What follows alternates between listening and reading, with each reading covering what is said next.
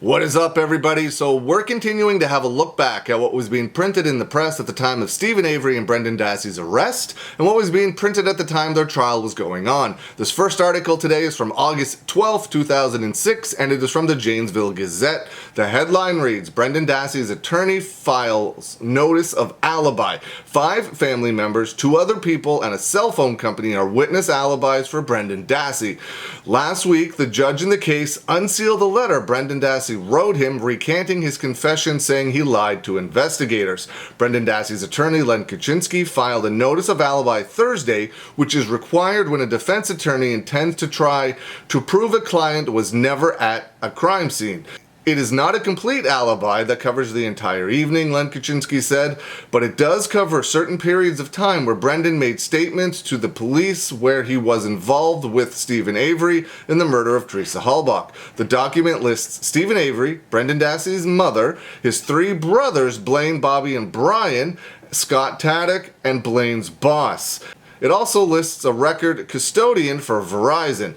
Brendan Dassey claims his brother's boss called him at 6 p.m. on the night in question. Len Kaczynski said Friday that no one can vouch for Brendan Dassey's whereabouts between 6 p.m. and 9 p.m. the day of the murder. This next article is from August 13th, 2006, and is from the Madison, Wisconsin State Journal. This one states, Stephen Avery's attorneys, police overused warrant. Stephen Avery's attorneys says law enforcement officials overstepped their authority when they searched Avery's trailer and garage during an investigation into a young photographer's disappearance. Manitowoc County Judge Patrick Willis heard testimony again Thursday on motions filed by Stephen Avery's attorneys that want Willis to exclude evidence collected from those searches because police used a single warrant to enter the home and garage 9 times. The judge now must sort through the motions. He scheduled a hearing for August 22nd when he plans to announce some decisions. This next one is from August 15th, 2006, and it is from the Madison, Wisconsin State Journal. Team files for trial in Avery case. The lawyer for Brendan Dassey asked for his trial to be moved up 3 months to November. That would be November 2006. Len Kaczynski filed his notice of demand for a speedy trial for 16-year-old Brendan Dassey. The demand requires the trial be held by November 12th unless the court finds cause not to proceed. Kaczynski said in the email that if the trial was not held within that period, Brendan Dassey could be released from the conditions of his bond. Messages left at Len Kaczynski's office and cell phone Monday were not immediately returned. The court has already set a trial start date of February 5th, which Kaczynski said was based in part on the demands of the 3 judges that serve in the county's court system.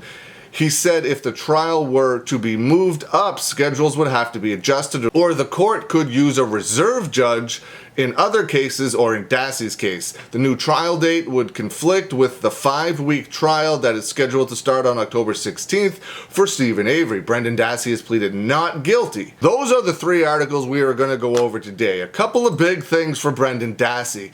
His lawyer filed a notice of alibi, which 5 family members, 2 other people, and a cell phone company were witness alibis, and Brendan Dassey filed for a motion for a speedy trial. It's going to be interesting to see what is printed moving forward.